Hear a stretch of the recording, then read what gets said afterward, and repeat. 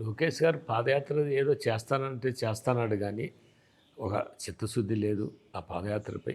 ఇంతకుముందు గతంలో జగన్మోహన్ రెడ్డి గారు పాదయాత్ర చేశాడు. నిజంగా గతంలో దివంగత నేత రాజశేఖర రెడ్డి గారు పాదయాత్ర చేశాడు.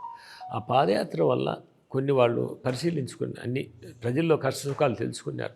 ఆ రోజు రాజశేఖర రెడ్డి గారు రైతులు పడే ఇబ్బందులు చూశాడు, ఉచిత విద్యుత్ ఇచ్చినాడు. ఈరోజు ఆరోగ్యపరంగా పేదవారికి చూశాడు, ఆరోగ్యశ్రీ ప్రవేశపెట్టాడు. ఇలాంటి ఎన్నో కార్యక్రమాలు ఆ పాదయాత్రలో వాళ్లకు క్షుణ్ణంగా పరిశీలించారు.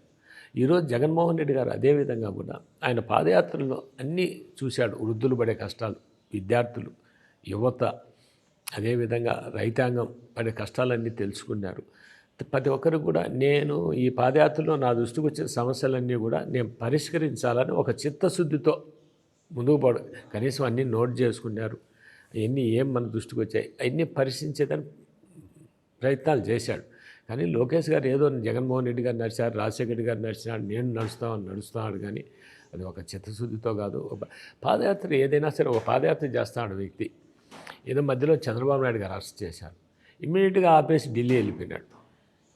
ఢిల్లీ నుంచి ఆ చంద్రబాబు నాయుడు విడుదల చేసి ఇతను ఢిల్లీ నుంచే రాలా. మళ్ళా ఏదో ఏదో అది ఒక టూరిస్ట్ మాదిరి జరిగిందే కానీ ఒక చిత్తశుద్ధితో.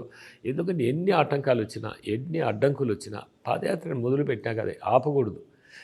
ఏం పోతే నిన్ను అరెస్ట్ చేస్తే నువ్వు జైలుకైనా పోయినా అది వేరే, కానీ నీకు చిత్తశుద్ధి ఉండాలి మొదటిది.